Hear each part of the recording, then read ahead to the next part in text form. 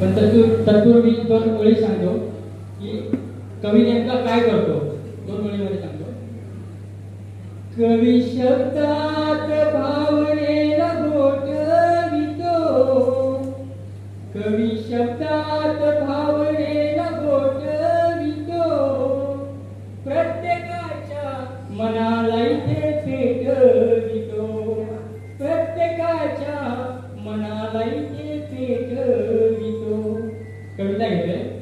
कवितेचं शीर्षक आहे पाने चालता चालता. पाने चालता चालता मला भेटला ग बुद्ध, पाने चालता चालता मला भेटला ग बुद्ध, कर्म